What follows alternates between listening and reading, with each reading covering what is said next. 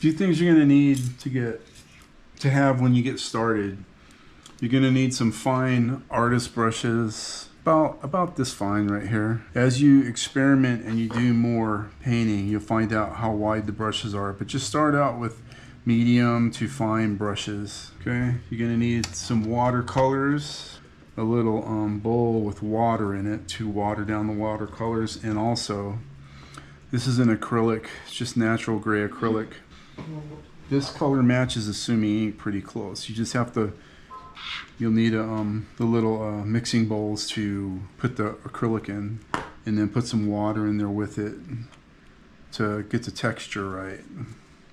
I always keep a piece of actual rice paper, so when I do get the paint mixed, I can take the brush and test the paint texture and thickness on the actual rice paper to see if it's too thick, too watery.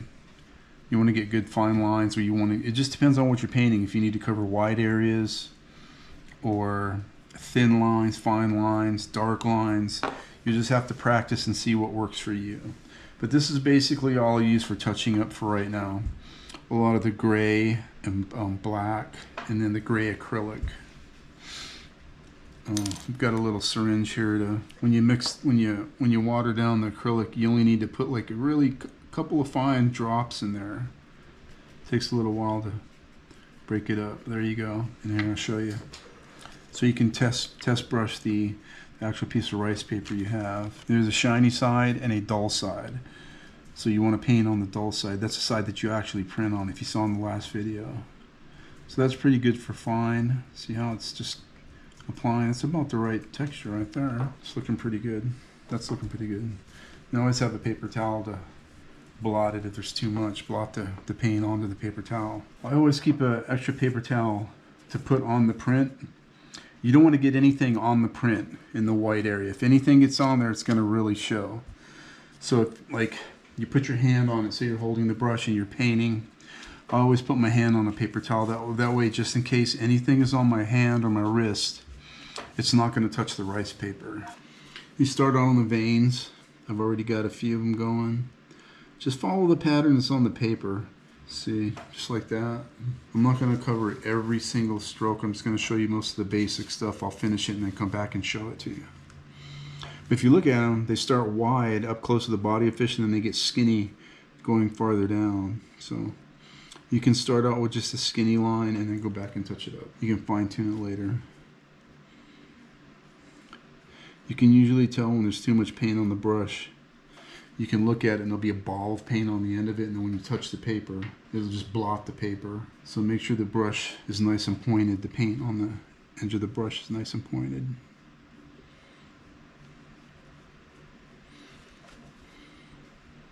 If for some reason you put too much paint on the brush and you get a big blotch, you can take this paper towel.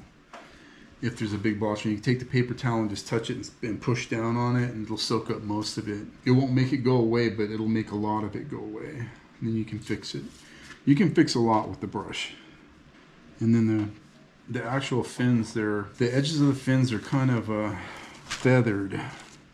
They're tapered. If you actually look at a real fin of a fish, it's not just a straight line. It's kind of tapered. So I just do this to it. And none of them are perfectly straight. Just follow the actual lines of the fin. Then you can't go wrong. They're never perfect. Like you can see, this one's not straight. I'm following the actual lines in the fin. There. There's that one. Okay, we'll do this other one now.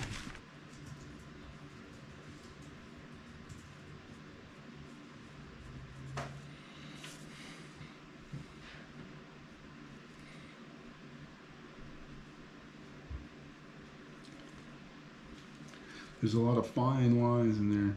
You're just gonna have to look at it with your own eye, and you can see where the real fine lines are and where the fatter lines are. Every single line is not gonna show perfectly. You're just trying to touch it up to give it shape and form. I've got a before touching it up picture and an after that I'll show you. So you can see how the fin's taking shape. And then when you start doing the body, if you want to leave it like this, it's fine. If you want to give it an actual solid form, you're gonna have to just trace it. I'll show you. See where its belly is right here in the anal fin. Right here, you see how the paper didn't touch the fish evenly? So you have these gaps in here. You can leave it like that if you want. Or you can draw really, there's no set way on how to do this, but what I'll do is I'll draw a really faint line, a real faint line, like this outline. Hopefully you can see that. Real faint outline. Just to where you need to bring the scales, you need to paint the scales in down to that outline. See it? Now I'll paint in all the scales and blend it into that line. Same here in the head, the mouth. This is the actual eyeball right here. But then you need to start from this top fin, right here, the fin on its back, and then work your line down this way. And it needs to be symmetrical too, or else it's not going to look right. Kind of like that, and then start painting in, shading in all the areas that there is no scales or anything. You're gonna have to just fill it in. Use your imagination. Like that. Okay, so this is the tail. The tail when I printed it didn't come out really real dark, so I'm gonna have to do a lot of work on the tail. You follow the outline of the tail. It's like a big broom, you know. So, like I said, you're gonna have to paint an outline.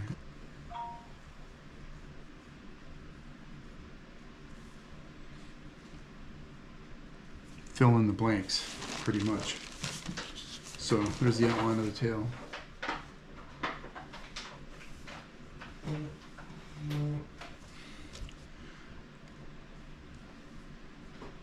I'll put a picture in the video.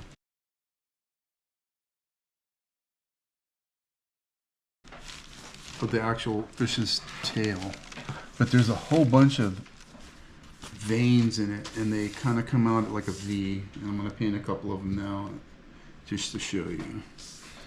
You can see right here. Starts right here at a point, and then it starts going wide.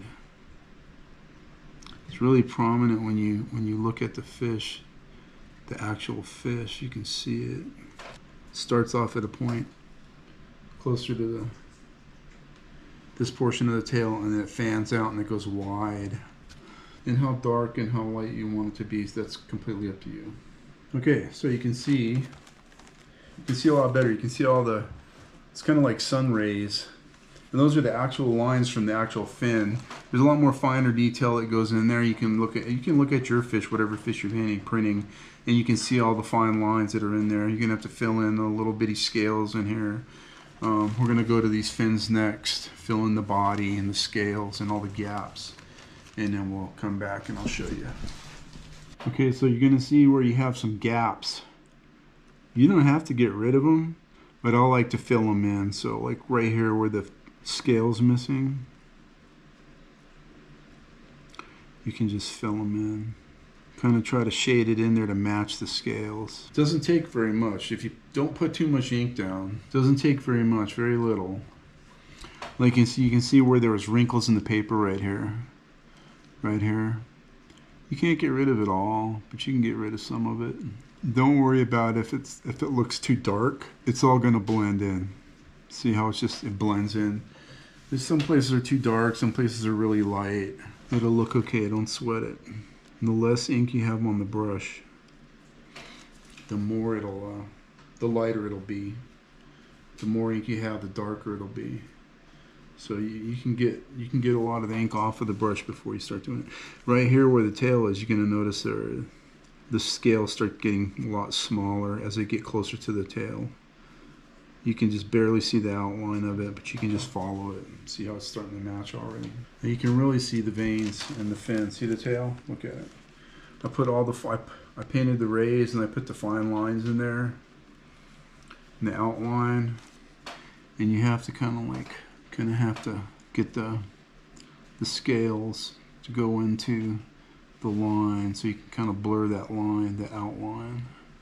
Okay, we're going to start on the back fins right here. The big back fin right there. Filling in this body section right there. And then filling in some of these blank spots. So the back fin's got these thick spines. Not as thick as the anal fin and all that. The back fin, this big back fin's got some really big, thick spines, but you can see them. Just follow them. Just follow the print of what's there already. And like I said, you don't have to do this. You can just leave the print. Traditional Gyotaku is, they didn't do this back in the day, you know, but I'm doing this because I like it. I want it to look more realistic, I guess. The big back fin, you can see the spines are very big. They start out big at the base and get skinnier as you get to the closer to the top. And you can see where they started. Even if the print didn't go all the way through, I can't see all of it. I didn't get all of it when I actually printed the fish, but I can see outlines of it. So I can see outlines of this last big spine right here. And then there's like, it's like a duck's foot. See how it's webbed right here? The membrane in between the spines, it's webbed. You can go through with a real fine brush and then fill it in. But I'm just trying to get the outline of most of the spines right now. So that's what the back fin looks like. Let's do a little bit of this membrane right here. You can see, I can see the outline of it. And then just some shading. You have to know where to go light and fine. So that's the back fin. I'll do the same thing that I just did there here. You can see I pretty much got all the outline done. The tail, the anal fin. I got all the lines filled in, the rays in the tail. The back fins, belly, the outline of the head. And I got most of the scales filled in, so that's a big part of it right there. You can see where the wrinkles are, and you just have to kind of work that with your brush. Nothing's perfect. It's not going to be perfect. I'm going to put a little bit of color on here. I'm going to paint the eye. And everybody says, that does Gyotaku, the eye is what makes it come alive. If you've ever seen redfish, they always have this blue on their tail. I'm going to put a blue shading on the tail. I'm going to paint the black spot. And then I'm going to paint the eye. And I'll show you that also.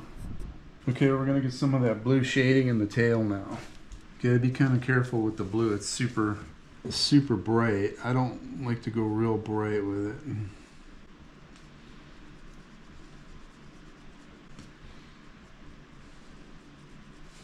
And I'll come back with a little bit of iridescent.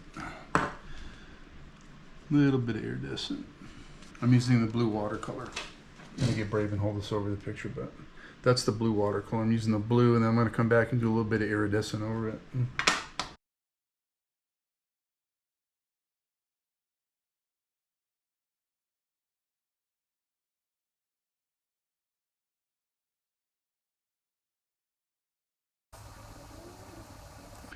If I was going to leave it just traditional, I'd have just left it black and white. But I like to put a little bit of color in it. Makes it pop a little bit. Okay, we're going to paint the eye. I'll match the color of the eye.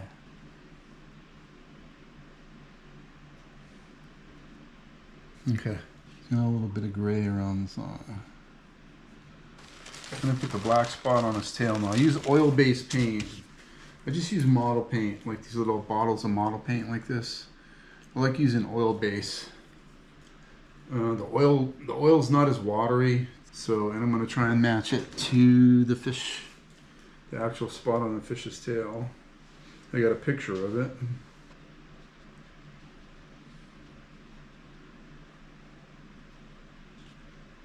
Just so the paint isn't really thick, I'll take a paper towel and just dab it, push down on it, and soak up all the excess paint, lift up on it. There you go. Okay, I'm going to do the eye now.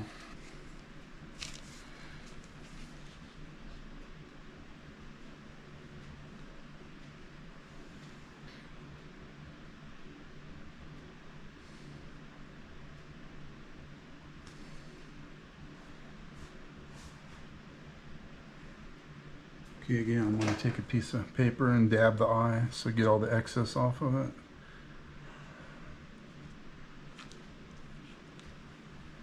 Okay, we're going to let that dry. Whenever you see a fish's eye and there's a light shining on it, you can see that just that little bead of light, that little bit of white light shining on its eyeball coming from the light source.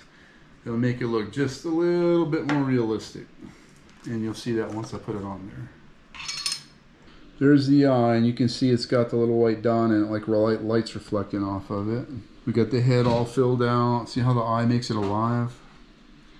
Got the fins all filled out, filled in the body.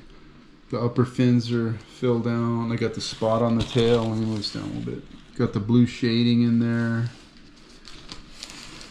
This is just the way I do it. Once you start doing it yourself, you'll get your own techniques, and I just started doing this and practicing it by myself. So that's it.